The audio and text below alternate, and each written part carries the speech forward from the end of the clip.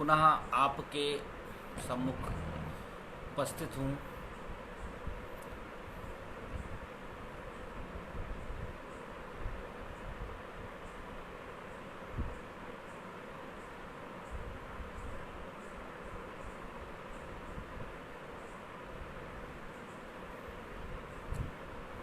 जय जय श्री राधे। शुरुआत हम करते हैं आज एकदम जिस तरह से हम लोग कभी यूनिवर्सिटी में होते हैं तो वहाँ जिस प्रकार से अपने बच्चों के बीच में होते हैं, वहाँ पे बच्चों की आयु का आप आकलन करिए। यहीं से प्रेम शब्द की व्याख्या प्रारंभ करते हैं। आयु का आकलन करिए। हम लोगों की क्या आयु होती है? हम लोगों की आयु जब पहली बार हमने डिग्री की क्लास ली थी तब अपनी आयु रही होगी भाई 33-34 साल में, और स्टूडेंट की आयु 30 वर्ष रही।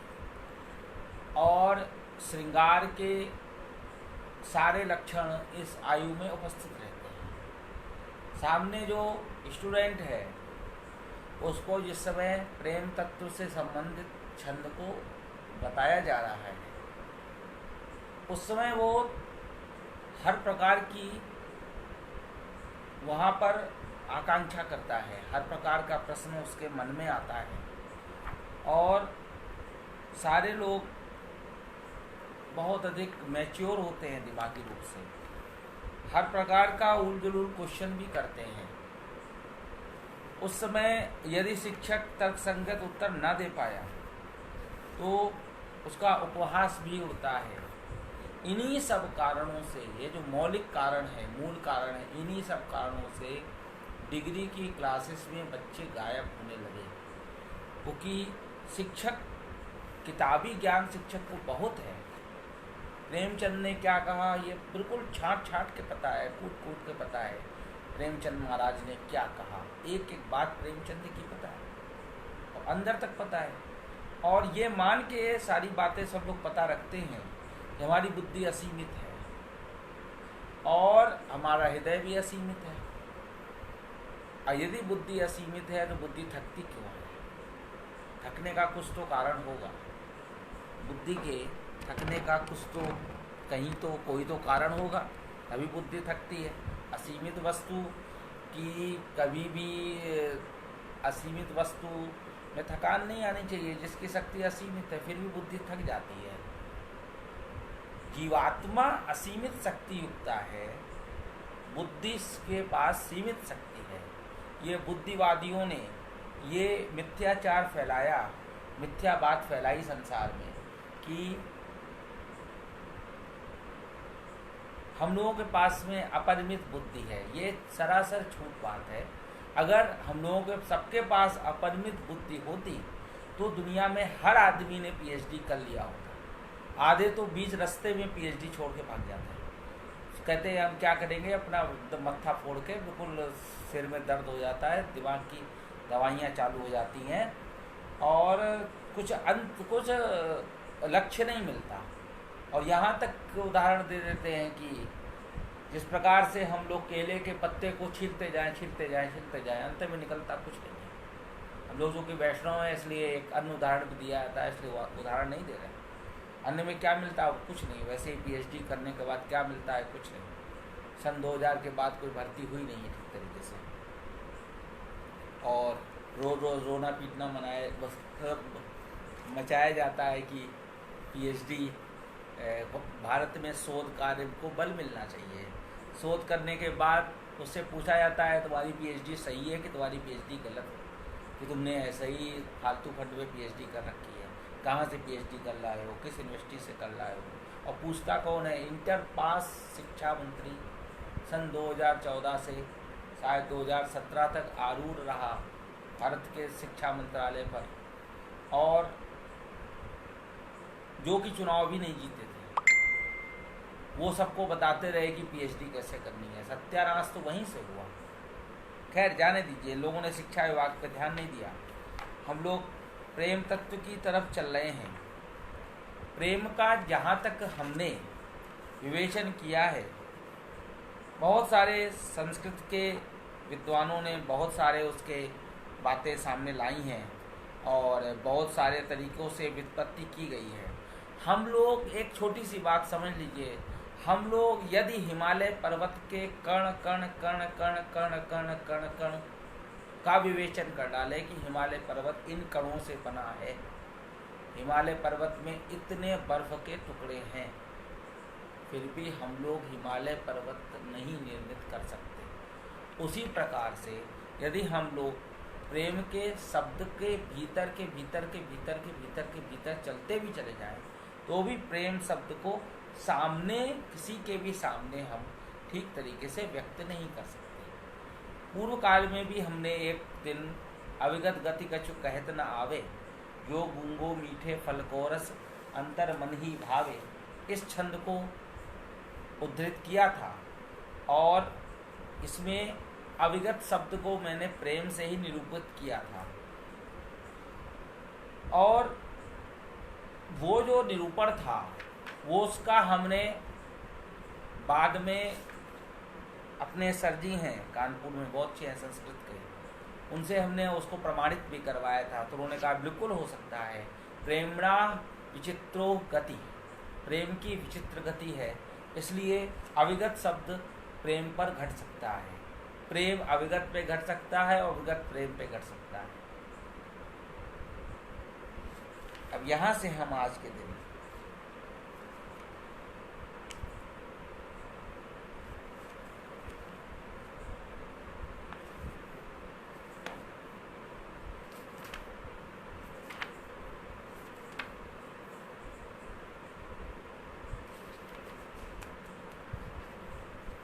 सौंदर्य और प्रेम की विविध अवधारणाएं। देखिए, देखकर बोल रहे हैं, हम लोग नेताओं की तरह नहीं है कि देखकर बोल रहे हैं और सबको लगे कि हम बिना देखे बोल रहे हैं। हम जब बिना देखे बोलते हैं तब बिना देखे बोलते हैं। आज देख के बोल रहे हैं, देख के बोलने में क्या दिक्कत है? आप बस किसी की नकल ना करिए, हमारी अपनी वस्तु है, हम उसका नाम बता के बोलेंगे, ये बात उसने कही, ये बात उसने कही। विदेशी विद्वान का उदाहरण नहीं देंगे। एक आइटम पीस वहाँ के हैं, दिल्ली के करपात्री महाराज के शिष्य हैं, नाम भी लिए दे रहे हैं, हर जगह उनके आश्रम भी बने हैं। सुधांशु आश्रम हर शहर में बना है, माल गुफा भी होती है, सब कुछ होता है उसमें। और बस भगवान का भजन और कीर्तन उन आश्रमों में नहीं होता है। उन्हें भारत के कोई उदाहरण ही नहीं मिलते थे, हमने उनको सुनना ही बंद कर दिया। आजकल पता नहीं किस अवस्था में है वो, मुझको नहीं पता। सौंदर्य और प्रेम की विविध अवधारणाएं। आदि प्रेम विधि में उपराजा, प्रेम ही साज जगत सब साजा, आपन रूप देख सुख पावा, अपने हिये प्रेम उपजावा। प्रेम मानव जीवन का प्राणाधार है। प्रेमाभाव में, प्रेम के अभाव में यह शरीर हाड़ मांस से घिरी हुई हड्डियों का ढेर मात्र है। प्रेम ही मनुष्य को मनुष्यत्व प्रदान करता है। जिस घर में प्रेम का निवास नहीं होता वह घर श्मशान तुल्य होता है। प्रेम जिस घर में निवसित नहीं है, विलसित नहीं है, वहाँ ठाकुर जी नहीं आते, वहाँ श्री भगवान नहीं आते। इसका हम व्युत्क्रम भी कर सकते हैं, जिस घर में श्री भगवान नहीं आते वहाँ पर जिस प्रेम से हमारा कल्याण होना है उसका निवास वहाँ पे नहीं होता है। चाहे हम कितना ही पूजा अर्चन कर लें, परंतु यदि उस पूजा अर्चन को हम किसी भी लौकिक कामना से करेंगे, क्योंकि ठाकुर जी लौकिक इच्छा बहुत जल्दी पूरी करते हैं। आज हम अपने एक बालक है अपने यहाँ कानपुर में, उससे बात कर रहे थे कि जब भी हम तुमको अपने साथ ले जाते हैं तो आखिरकार शुरुआत में तुमको हम 100-200 रुपये क्यों दे देते हैं। उसको हमने उसका उद्घाटन किया कि जब तुमको 100-200 रुपये दे देते हैं तो तुम उतनी देर जाकर कुछ ना कुछ खाते पीते रहते हो और मुझे कहीं भी किसी भी कार्यक्रम में डिस्टर्ब नहीं करते हो, और बाद में खुशी खुशी मुझको मेरा सारा कार्य भी देखते हो। उसी प्रकार से जिसे मैं अपना करता हूँ उसे मैं कुछ नहीं देता,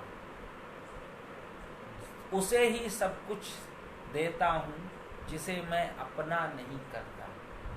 जो भगवान के पास में जिनकी इच्छाएं पूरी होती हैं, इच्छाएं भाई हमारी भी ना पूरी हों, आपकी भी ना पूरी हों, लेकिन दिन रात इच्छा ही इच्छा, इच्छा ही इच्छा, इच्छा के समंदर में गोते लगाने वाले लोग, उनको भगवान इच्छा पूरी कर देते हैं। और रामचरितमानस में भी उसके से संबंधित बहुत सारी चौपाइयाँ हैं, लेकिन इच्छा पूरी होती है तो जो उसके अर्थ होते हैं चौपाइयों के, चौपाइयों का भाव उनमें नहीं आता। चौपाइयों का भाव उनमें तभी आएगा, जैसे कि अभी एक दिन हमने फेसबुक पर एक पोस्ट करी थी। वो पोस्ट थी कि इस बीच में उन लड़कियों का मरना हो गया जो कि नौकरी पे उस कारण से, जो कि उधर पढ़ने या पढ़ाने उस कारण से जाते हैं कि उनको घर में भोजन ना बनाना पड़े। तो बहुत से लोगों को उसमें हंसी भी आई, बहुत सी उसमें हम महिलाएं बोलेंगे या स्त्रियां बोलेंगे या नारियां बोलेंगे, कुछ भी बोल लें, उनको आनंद भी आया। एक लोग उसमें कूद पड़े और उन्होंने उसमें फिर अपना वही सशक्तिकरण दिखाया कम्युनिस्टों वाला, कि मुझसे भी कहा गया था कि लड़की को नहीं पढ़ना चाहिए और मैंने पढ़ के दिखाया और मैं फर्स्ट डिवीज़न आई। अब मैंने उनको नहीं बताया कि मेरा भी पीएचडी है, हमें क्या ज़रूरत, ये सब कभी कभी हमें हंस भी लेना चाहिए। हंसने के लिए डॉक्टर, जब व्यक्ति बहुत डिप्रेशन में जाता है तो हंसने के लिए दवाइयाँ खा के हंसता है, विविध प्रकार से हंसता है। हम जब हवाई जहाज़ में बैठेंगे तब ही हंसेंगे, और वो हवाई जहाज़ कभी कभी केरल की तरह धरती में भी धंस जाता है। तो वो कामना से युक्त जब हम होंगे तब छंद का जो मूल भाव है वहाँ तक हमारी पहुँच नहीं होगी। तो जिस घर में ठाकुर जी का आगमन नहीं होता, अथवा जिस घर में ठाकुर जी की अवहेलना करने वाले वेद को मानते हों अथवा नहीं मानते हों, इस प्रकार के लोगों की धमा चौकड़ी होती है, उस घर में प्रेम व्यवहार कभी भी स्थापित नहीं हो पाता है। आप अभी कोरोना के समय में ये चीज़ आप जरा सा मार्क करिए, समाज में इस चीज़ का इंस्पेक्शन करिए कि संसार से जाने वाले कौन लोग, आखिरकार किनको इस समय भी फैक्ट्री चलाने की पड़ गई, आखिरकार किनको इस समय भी पुरस्कार लेने जाने की पड़ गई, आखिरकार किनको इस समय भी फिल्म की शूटिंग करने की पड़ गई। अभी एक भाई साहब वहाँ मुंबई में हॉस्पिटलाइज हुए, शूटिंग करने गए थे पिक्चरों की, चैन नहीं पड़ रहा था, शांति नहीं है, और दिन रात ट्विटर पे आके लोगों को शांत रहने का उपदेश करते हैं। हम लोगों के गुरुजी भी कथा कर रहे हैं, सिंपल आश्रम में रह के कर रहे हैं, और उसका टेलीकास्ट हो रहा है भैया। संतों की भूमिका इस बीच में बहुत अच्छी रही। एक बार सरकार की तरफ से कह दिया गया कि कोई कथा नहीं करेगा, तो किसी ने भी कथा नहीं की। ये संतों ने और भारत के मंदिरों ने समाज का दर्द समझा और अपने खजाने खोल दिए, बहुत कुछ दिया उन्होंने, उनका दर्द समझा, तो ठाकुर जी ने उनकी रक्षा भी की। सब सेफ है। कोई अनसेफ हुआ हो तो बताइए, कोई भी ऐसा संत संसार से गया हो जिसने सनातन धर्म का अनुपालन किया हो, उसका नाम बताइए। कोई भी ऐसा संत जो कि संसार से गया हो, ऐसा गया हो जिसने सनातन धर्म की अवहेलना की हो और वह संसार से चला गया, उसका नाम बताइए। एक भी ऐसा नहीं। जा वही रहे हैं जो तंत्र क्रिया करते हैं, तंत्र क्रिया में पंचमकार की आवश्यकता होती है। नाम हम फेसबुक लाइव पर नहीं लेंगे उसका। और उसमें स्पर्श तो होता ही है, और भी बहुत कुछ होता है। पंचमकार जो लोग तंत्र साधना से परिचित हैं, तो उल्टी सीधी साधना करने वाले लोगों के लिए ये आपत्ति का समय है। तो वो अगर संसार से जा रहे हैं उसमें आश्चर्य नहीं करना चाहिए। उल्टे सीधे गुरुओं के चक्कर में पड़े हुए लोग यदि संसार से जा रहे हैं तो उसमें आश्चर्य नहीं करना चाहिए, क्योंकि वो ऐसे गुरु के शिष्य हैं जिनका भगवान में कोई भी प्रेम नहीं है। जिनका भगवान में प्रेम है वो लोग संसार से नहीं जा रहे। भगवान उनकी इस समय में रक्षा कर रहे हैं। जिस प्रकार से ब्रजवासियों की कन्हैया ने रक्षा की, उसी प्रकार से जो भी भगवान का भक्त है, भगवान का प्रेम है, ऐन कैन प्रकारेण उस व्यक्ति की भगवान रक्षा कर रहे हैं। और जो अपनी रक्षा करने में स्वयं सक्षम है उसको भगवान उसकी औकात दिखा रहे हैं। तो भगवान के प्रेम का सबसे बड़ा, ये संसार का प्रेम और भगवान के प्रेम का सबसे बड़ा डिफरेंस ये है, जिसमें भगवान का प्रेम है वो इस समय रक्षित है, वो पूरी तरह रक्षित है, संपूर्ण रूप से वो व्यक्ति रक्षित है। और जो भगवान के प्रेम में पागल नहीं है, जिन्हें भगवान से कोई मतलब नहीं है, जिन्हें आज की डेट में भी यही लग रहा है कि मेरा उस नौकरी का फॉर्म भर जाए, उस नौकरी का फॉर्म भर जाए, वो कोरोना नामक राक्षस द्वारा भक्षित हो रहे हैं। वही लोग इस कोरोना के समय में संस्कृत का कैसा नाम देते हैं, कोरोना काल का संस्कृत साहित्य, वो कोरोना को महिमा मंडित करते हुए गीत बनाते हैं। क्योंकि जब हनुमान जी जिस समय पे संजीवनी लेने जा रहे हैं उस समय रास्ते में काल नेमी मिलता है। काल नेमी यही कहता है, होत महारण रावण राम। वो काल नेमी ने जैसे ही शुरुआत में रावण का नाम लिया, वैसे ही वहाँ पे वो हनुमान जी को क्लियर हो गया कि ये फर्जी वाला बाबा है।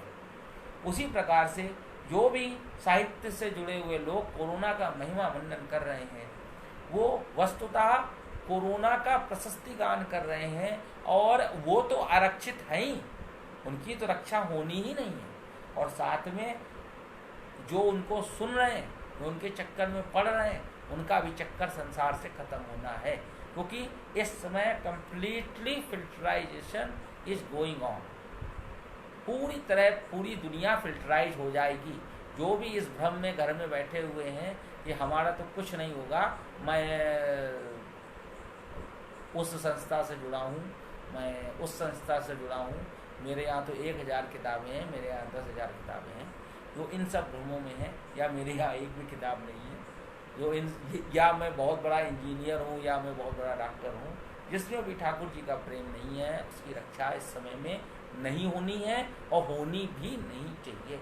यही तो सभी लोग चाहते थे कि संसार से ठाकुर जी का नाम लेने वाला जो ठाकुर जी से द्रोह करता है वो संसार से चला जाए। वो कार्य हो रहा है, उसमें ज़्यादा हाय हाय नहीं मचाना चाहिए। तो जिस घर में ठाकुर जी का आगमन होता है वहाँ प्रेम प्रसारित होता है, जन जन में प्रेम होता है। प्रत्येक व्यक्ति प्रेम पूर्वक जिस समय एक साथ बैठकर भगवान का कीर्तन करता है तो आखिरकार प्रेम प्रस्फुटित क्यों नहीं होगा। जिस समय सब लोग बैठकर अपने यहाँ, तो इधर पूरब की तरफ एक परंपरा है कि मानस में चौपाई जो बोली जाती है, एक चौपाई, एक व्यक्ति चौपाई का आधा हिस्सा एक बोलेगा, अगला हिस्सा दूसरा बोलेगा। पूर्वार्ध और उत्तरार्ध, चौपाई का जो आपका पूर्वार्ध है वो एक व्यक्ति बोलेगा और उत्तरार्ध एक व्यक्ति बोलेगा।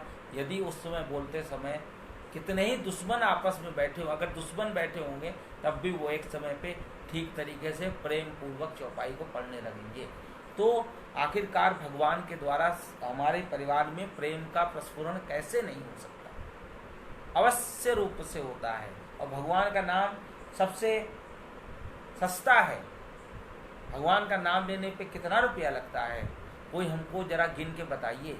और एक छोटा सा यज्ञ करने में कितना रुपया लगता है, कोई गिन के बताइए। और जो फल होता है भगवान के नाम का, जो लाखों करोड़ों रुपया लगा के जो यज्ञ होता है, उसके उस तरह के हजारों यज्ञ कर डालिए, तब एक राम नाम का फल है।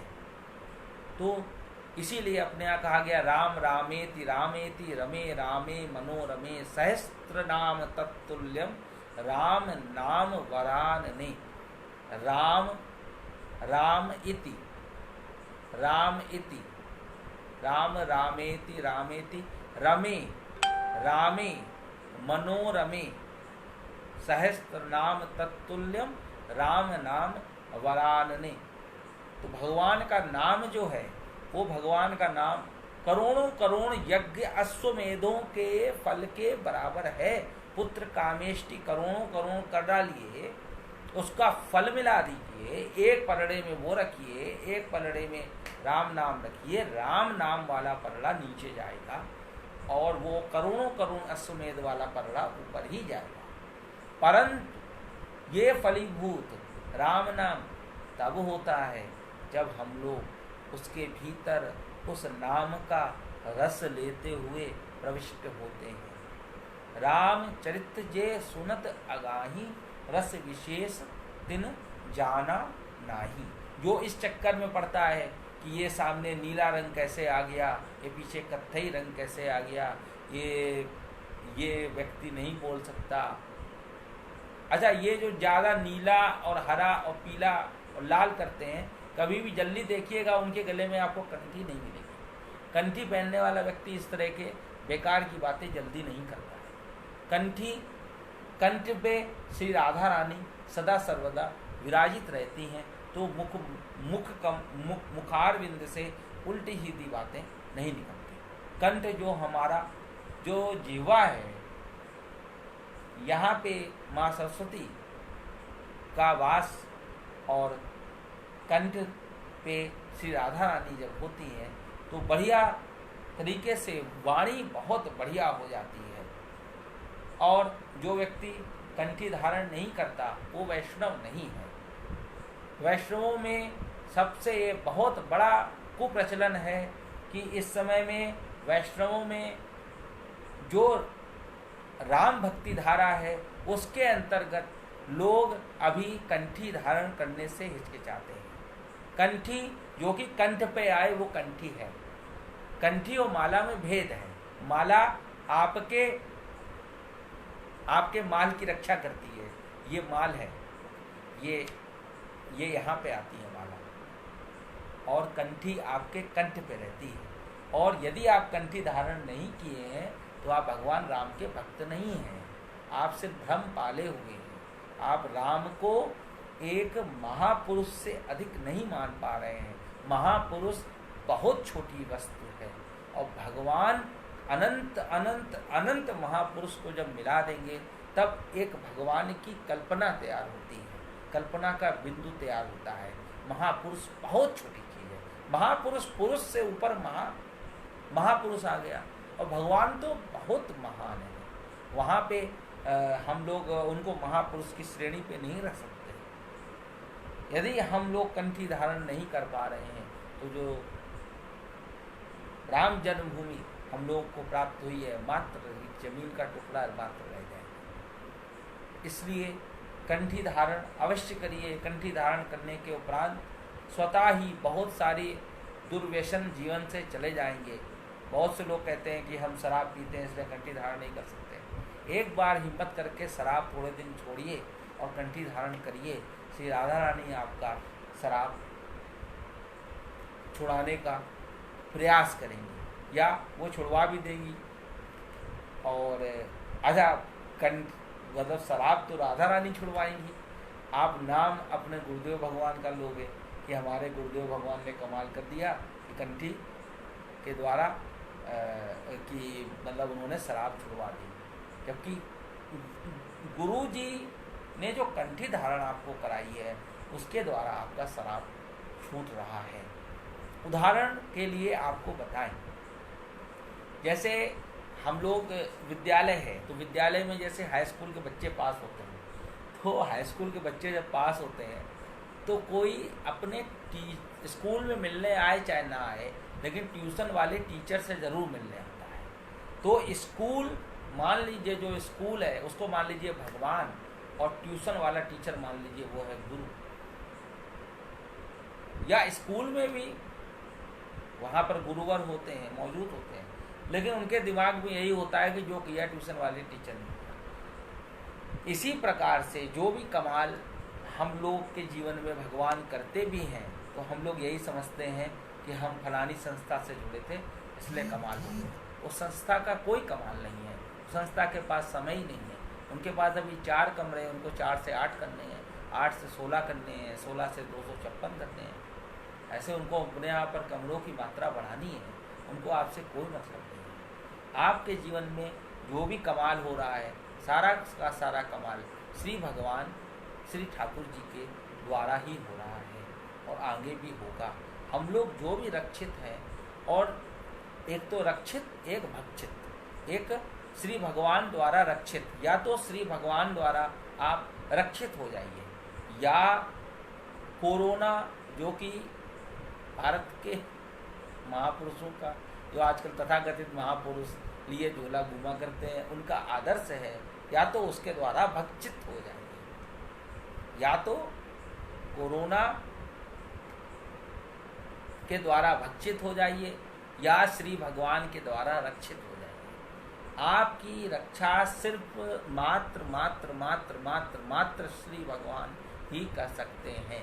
जो भी ये भ्रम पाले हुए हैं कि हम एक लोग थे, एक लोग अपने फरुखाबाद के साइड के ही थे और एमपी में उनका बड़ा जलवा और मारबद कुंभ में भी बहुत बड़ा उनका पंडाल लगता था, और इतने, और उनकी विशेषता ये थी कि एक तरफ वो कथा करते रहते थे, दूसरी तरफ उनके चेले लोग वहाँ शिवलिंग बनाते रहते थे। अब भगवान जाने वो कथा कर रहे होते थे या भगवान जाने उनके चेले लोग शिवलिंग बना रहे होते थे। अब वो क्या हो रहा होता था वो खुद भ्रमित थे, वो चले गए इस समय में। वो अपने चेलों को कंफ्यूज किए हुए थे, भाई आप भागवत सुना रहे हो कि आप वहाँ बैठ के मजाक कर रहे हो। आपको यदि शिवलिंग का निर्माण करवाना है तो शिवलिंग का निर्माण आप बगैर भागवत सुनाए कराइए, खाली समय में कराइए। अब 1 करोड़ शिवलिंग बना लेंगे, 5 करोड़ बना लेंगे, 10 करोड़ बना लेंगे, 20 करोड़ बना लेंगे, ये अपसंस्कृति है। आपको शिवलिंग निर्माण करना है वो आप अलग करिए, आपको वहाँ भागवत करनी है वो आप अलग करिए। अब उसी समय पे वहाँ पर भोजन भी बन जाए, उसी समय पे वहाँ पे आप बताइए जिस मेज पर आप लिखा पढ़ी करोगे, क्या आप वहाँ रख के सब्जी काटोगे? नहीं काटोगे ना। दोनों कार्य अलग अलग है। उसी प्रकार से जो अपने यहाँ पे जो वहाँ पर जो कुछ भी उन्होंने किया वो संसार से चले गए, तो इस समय में प्रेम का सबसे जीवंत उदाहरण है। जिनका भगवान में प्रेम है वो भगवान द्वारा रक्षित हो रहे हैं, इनका भगवान में प्रेम नहीं है वो कोरोना द्वारा भक्षित हो रहे हैं। आगे हम चलते हैं। लिखन बैठ जाकी छवि गही गही गर्भ गरूर, बहे न केते जगत के चतुर चितेरे कुकूर। लिखन बैठ जाकी छवि गही गही गर्भ गरूर, भय न केते जगत के चतुर चितेरे कूर। जो भी श्री भगवान की छवि को लिखने बैठता है और गर्व और गुरूर के साथ में लिखने बैठता है, चाहे कितना ही चतुर हो, चाहे कितना ही चितेरे का अर्थ है, चाहे कितना ही वो पारखी हो, तत्वदर्शी हो, कितना ही क्रूर हो, कैसा भी हो, उसका सत्यानाश ही हो जाता है। वो प्रेम को व्याख्यायित नहीं कर पाता।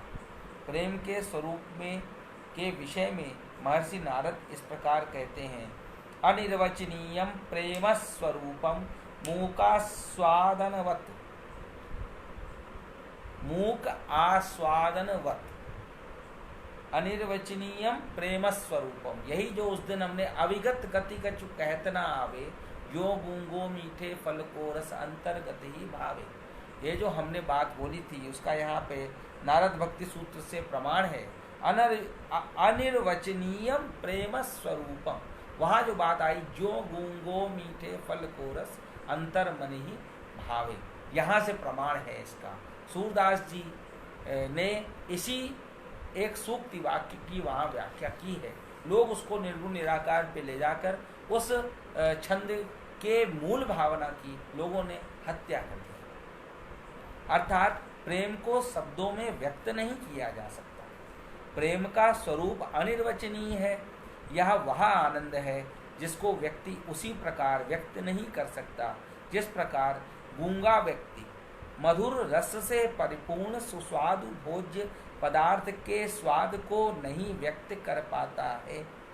यही बात उस दिन बोली, जो गूंगो मीठे फल को रस अंतर्गत ही भावे। अपितु उस मधुर रस का आस्वादन मन में करता है। प्रेम मन का विषय है। प्रेमानंद और ब्रह्मानंद सहोदर हैं, ये आपस में सहोदर है। प्रेम का अनुभव हर व्यक्ति नहीं कर सकता है। प्रेमानुभूति प्रेमास्पद को ही होती है। प्रेम की रहस्यमयी गूढ़ भाषा को समझने के लिए प्रेममय आर्द्र हृदय की आवश्यकता होती है। सीता के प्रति निवेशित राम का प्रेम कितना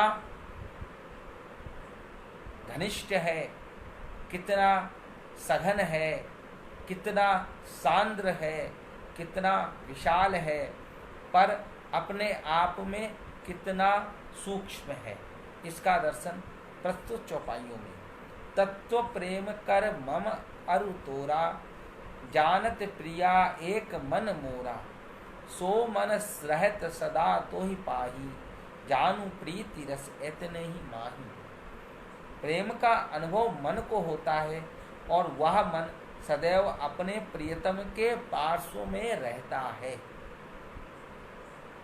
मन के अभाव में वाणी प्रेम का वर्णन कैसे कर सकती है। जीवन की मधुमयी वेदना का नाम ही प्रेम है।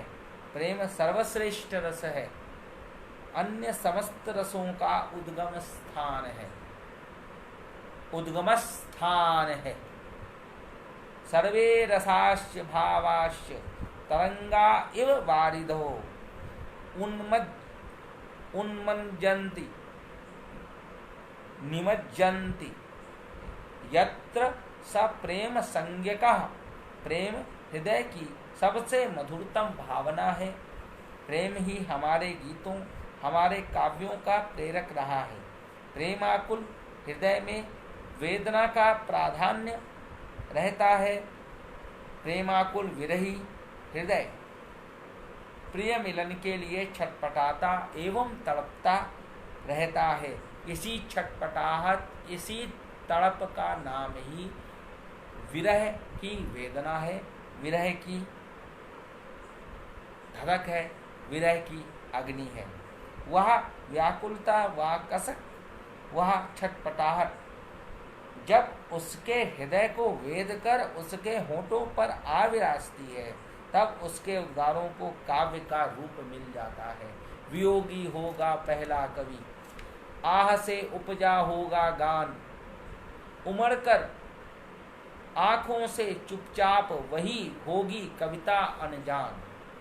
काम मोहित क्रोंच युगल में से एक के वध पर आहत हृदय सहचरी के कारुण्य क्रंदन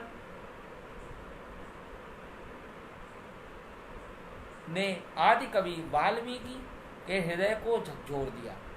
उस आर्तनाद की प्रतिक्रिया स्वरूप कवि के कंठ से मर्म भरे स्वर निसृत हो उठे।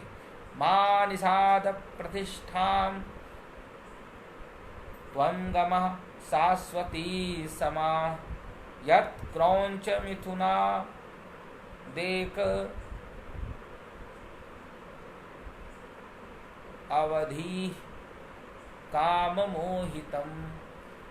ये वाल्मीकि रामायण के एकदम प्रारंभ में है। ये हमारी कल्याणात्मक अनुभूति ही प्रेम का सजीव चित्र खींचती है। हमारे हृदय से निकलने वाले प्रत्येक मधुर गीत हमारी वेदना की ही अभिव्यक्ति है।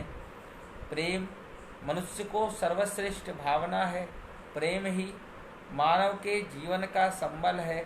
प्रेम से आकुलित हृदय सर्वत्र स्वर्ग सी शांति महसूस करता है। प्रेम के वक्ष पर करोड़ों करोड़ कामिनियां एक साथ विश्राम पा जाती हैं। अब ये प्रेम का एक साहित्यिक रूप है। अब एक उद्घाटन के उपरांत आज का ये संपूर्ण बातचीत को विश्राम की तरफ हो सकता हो ले जाए, ये कंफर्मेशन नहीं है। एक मेरे मन में विचार आ रहा था कि श्रीमद् भागवत में जिस समय भगवान गोपियों के बीच में छुप गए रास पंचाध्यायी में, उस समय में उनके उस छुपने के पीछे रहस्य क्या है? एकमात्र रहस्य है गोपांगनाओं के हृदय में प्रेम के ज्वाला को और अधिक दहकाना, जिससे कि उनका प्रेम और अधिक पुष्पित और पल्लवित हो जाए। श्री भगवान ये बात जानते हैं कि आगे आने वाले समय में हमें 100 वर्षों तक इन गोपियों से दूर रहना है, और उसी का पूर्वाभ्यास श्री भगवान ने रास पंचाध्यायी के अंतर्गत करवाया है। इससे ज़्यादा और इससे कम कुछ भी नहीं है। भगवान ने उनको अभ्यास करवाया है इतने समय में। 6 महीने की रात्रि जो वहाँ पे भगवान ने ली है, तो पूर्वाभ्यास कराया है। पहले के समय में भगवान ने पूरा उन्हें अभ्यास करा दिया कि विरह में इस प्रकार से रहा जाता है। दूसरी बात वहाँ ये आती है कि जब भगवान चले गए और जब भी रासलीला कहीं खेली जाती है और कहीं भी मतलब किसी की भी, तो उसमें शुरुआत में ये प्रसंग आता है कि रासलीला चल रही है और भगवान अनायास वहाँ से जा रहे हैं, और उस समय में गोपियाँ भगवान की लीला का अनुकरण करती हैं, जिसको कि लीला अनुकरण भी ब्रज में कहते हैं। यह लीला का अनुकरण जो होता है, ये अनुकरण का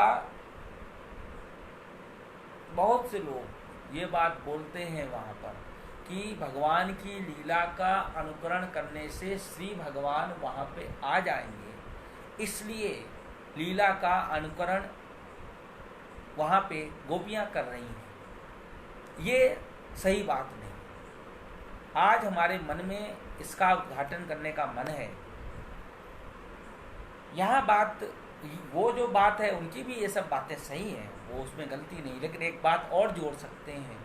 भृंगी कीट का न्याय आप लोग परिचित हैं। भृंगी कीट का जो न्याय है, भृंगी कीट के न्याय के अंतर्गत हम लोग ये बात जानते हैं कि जो भृंगी नामक कीट होता है, वो भृंगी नामक कीट भगवान का चिंतन या अपने प्रियतम अपने भ्रमर का चिंतन करते हुए वो भृंगी नामक कीट एकदम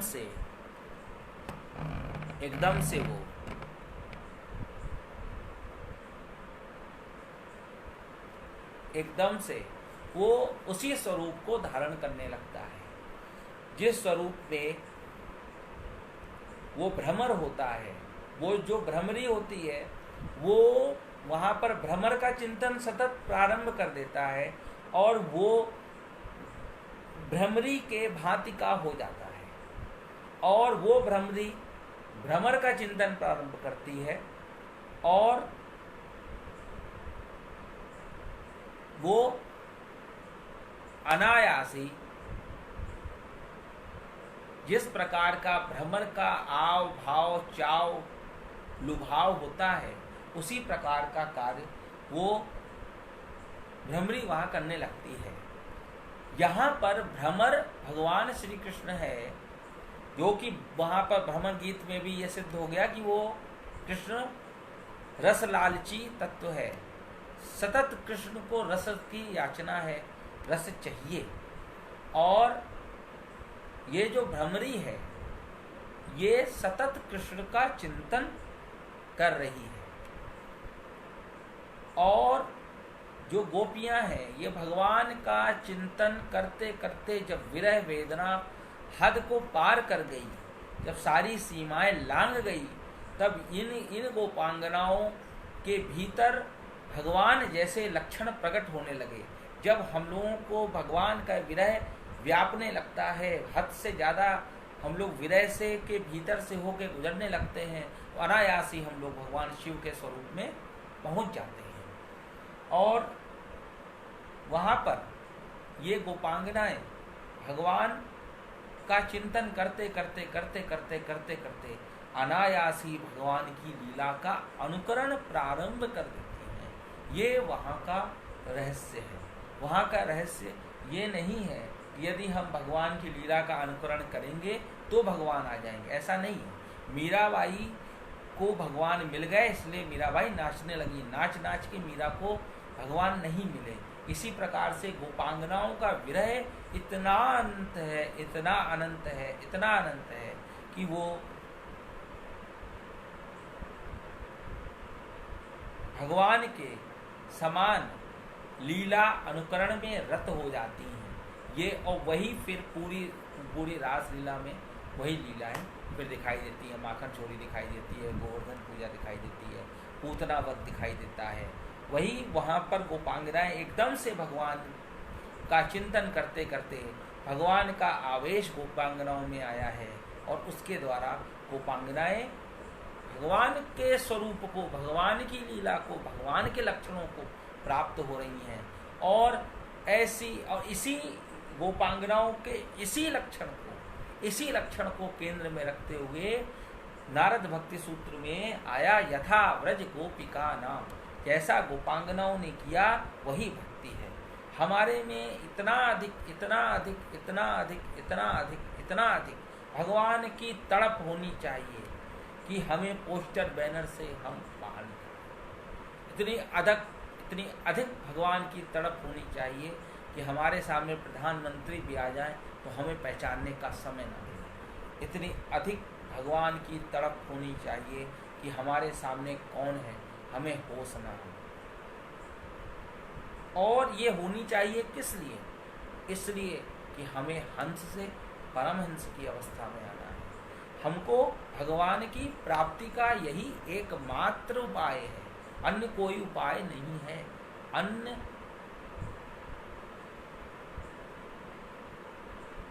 वल्लभाचार्य जी ने ये बात बोली, सर्व मार्गेषु नष्टेषु, सारे मार्ग नष्ट होने वाले हैं। हरे नाम एव केवलम, कलो नास्ते विनास्ते गतिरन्यथा। हरि का नाम, हरे नाम एव केवलम, कलो नास्ते विनास्ते गतिरन्यथा। जिन आँखन बसी ये सूरत मोहन की, उन आँखन को कछु और सुहावत नाही। जिन आँखों को श्याम सुंदर की सूरत अच्छी लगती है, उन आँखों को खुद की भी सूरत अच्छी नहीं लगती। जिन आँखों में प्रियतम का, प्रेम का प्रकाश पुंजीभूत होता है, फैलता है, उन आँखों को संसार का मिथ्या प्रकाश अच्छा नहीं लगता। और वही प्रेम का प्रकाश ही चेहरे पर दैदीप्यमान होता है, दीप्तमान होता है। चाहे वो व्यक्ति कितने ही दाढ़ी बढ़ाए हो, वो व्यक्ति दिव्य पुरुष ही लगेगा, और चाहे वो कितना ही दाढ़ी हटाए हो, वो अदिव्य ही लगेगा, वो दिव्य नहीं लग सकता। जब हमारे भीतर भगवान का विरह की दशा में हम लोग अपनी जो चीज़ छूटी हुई है उसका अत्यधिक चिंतन करते हैं, और विरह आता भी इसीलिए है विरह में भगवान परीक्षा भी ले लेते हैं भक्त की, और जीव को भगवान की प्रतीक्षा करना भी आ जाता है, और जीव को स्वयं की समीक्षा करना भी आ जाता है। तीनों ही वस्तुएं विरह में घटित होती हैं, और जिसके भीतर भगवान का विरह होता है उसका हृदय कोमल चित्त अति दीन दयाला, कारण बिनु रघुनाथ कृपाला। जिसका चित्त कोमल है, कोमल चित्त अति दीन दयाला, उस पर दीन दयालु भगवान अति ही कृपा करते हैं। अति अति अति अति अति अति कृपा करते हैं श्री भगवान। जिनका चित्त कोमल होता है, पत्थर दिलों को से भगवान को कोई मतलब नहीं होता, कर्ण से भगवान को बाउम्र कोई मतलब नहीं रहा, भीष्म पितामह से बाउम्र मतलब नहीं रहा। तुम्हारी बहू के साथ इतनी बड़ी अनीति, इतना बड़ा अन्याय हो रहा है, और तुम वहाँ हाथ पे हाथ बांधे हुए बैठे रहे, इसलिए भीष्म पितामह से कोई मतलब नहीं रहा, कर्ण से कोई मतलब नहीं रहा, परंतु जटायु से भगवान को मतलब रहा। जटायु जाके लड़ गया रावण से, कैसे तुम भारत की अस्मिता को अपने साथ ले जाना, कैसे ले जाना, तुम नहीं ले जा सकते। तो इसीलिए जटायु को अंतिम समय में भगवान की गोद मिलती है, और भीष्म पितामह का क्या होता है और कर्ण का क्या होता है, यह आपने देख लिया। कर्ण के भीतर सतोगुण कूट कूट के भरा है, जैसे किसी ने उसको कूटा हो, उसके बाद उसमें सतोगुण भर गया हो। आजकल लोग सतोगुण बहुत भरते हैं अपने में, और वैसे भीष्म पितामह के अंदर भी सतोगुण है, परंतु सत्य बोलने की क्षमता भीष्म पितामह में नहीं है, और कर्ण में है। तो कर्ण बोलना नहीं चाहते, कर्ण बदला ले रहे हैं। तो भगवान ने भी वहाँ जितने मात्रा की छीछा लेदर कर्ण की हो सकती थी, उससे ज़्यादा मात्रा की कर्ण की छीछा लेदर वहाँ पे भगवान ने की है। तो जो भगवान का विरह है ये अत्यंत आवश्यक है। गोपांगनाओं को विरह क्यों मिला? क्योंकि भगवान आगे जो 100 वर्षों का विरह भगवान देने वाले हैं। जैसे अभी लगातार मार्च के बाद से जो कुछ चल रहा है, भारत वालों को इसलिए ये समय इसलिए नहीं पता चला, अपने यूपी में लगातार सीएए की कृपा से बहुत ज़्यादा दंगे फसाद हो रहे थे, और उस समय में छुट्टियां चल रही थी। लगातार दिसंबर और जनवरी में छुट्टी रही, और बहुत बार नेट भी नहीं आया, और सब लोग घर में रहे। तो वहाँ की प्रैक्टिस हो गई थी पहले की, तो वो एक विरह था। अगर कोई कहीं नहीं जा पा रहा, किसी से नहीं मिल पा रहा, तो वो एक विरह था। और पिक्चर तो अब दिखाई दी है पूरे साल की। तो आज का जो भी सेशन है वो मात्र यहीं तक पहुंच पा रहा है।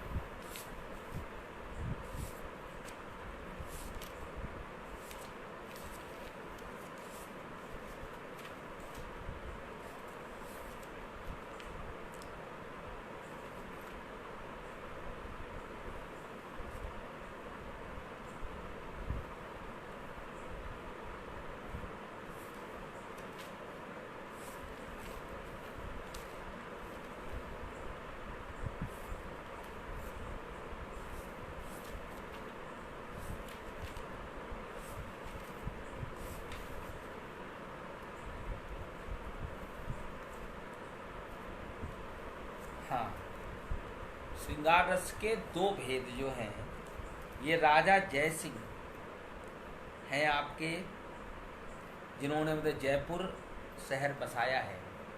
उनकी ये रचना है बहुत सुंदर। श्रृंगार का जो भेद है,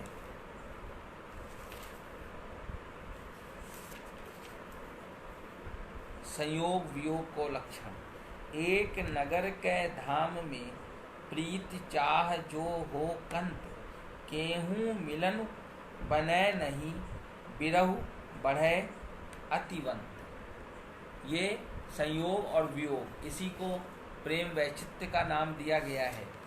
जब जहाँ पे संयोग भी हो और जहाँ पर वियोग भी हो, उस समय में इसी दशा को चलिए आज के दिन बोलते हैं। एक नगर के धाम में प्रीति चाह जो हो कंत, एक नगर में हैं दोनों और फिर भी मिलन नहीं हो रहा है।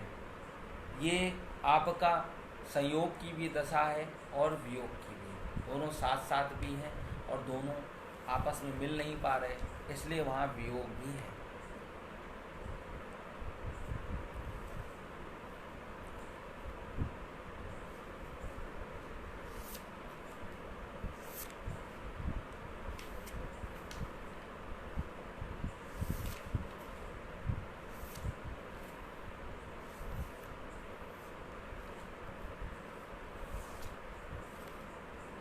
तो ये जो वियोग की बात थी, आज हम सारा कुछ यहीं स्टॉप करते हैं, यहीं रोकते हैं। भगवान धारा को किधर मोड़ देते हैं पता नहीं चलता। बोलने कुछ जाओ, वाणी पे कुछ और आता है कि ये भगवान के विषय हैं, भगवान ही इस पर बुलवाते हैं। और भगवान जब वाणी को शांत कर देते हैं, तब हम हो, आप हो, कोई भी हो, वो शांत हो जाता है। कि भगवान के विषय भगवान की इच्छा से ही पूरे होते हैं और भगवान की इच्छा से ही बोले जाते हैं। इसमें जीव का कोई खास रोल नहीं होता। इसीलिए हम लोग अपने यहाँ उपासना में अंत में बोलते हैं, ना कुछ किया ना कर सकूँ, ना कुछ करबे योग्य, जो कछ कियो प्रभु आपने, आप ही करबे योग्य। अब विरह पर इससे अधिक हम नहीं बोल पाएंगे, क्षमता नहीं है बोलने की विरह पर इससे अधिक। और विरह पर जब बोलते ही चले जाए तो वो वहाँ विरह ही नहीं है, क्योंकि विरह पे तो वाणी रुध जाती है, आँखों से दिखना बंद हो जाता है, हाथ पैर के रोंगटे खड़े हो जाते हैं और चेहरा बदल जाता है, चेहरा अजीब हो जाता है, पागलपन का दौड़ा पड़ने लगता है। ये विरह का लक्षण है। जय जय श्री राधे, जय जय श्री सीताराम। आप सबका भगवान कल्याण करे और 100 वर्ष बाद भी हमारा आपसे यूं ही दीदार हो। जय जय श्री राधे, जय जय श्री सीताराम।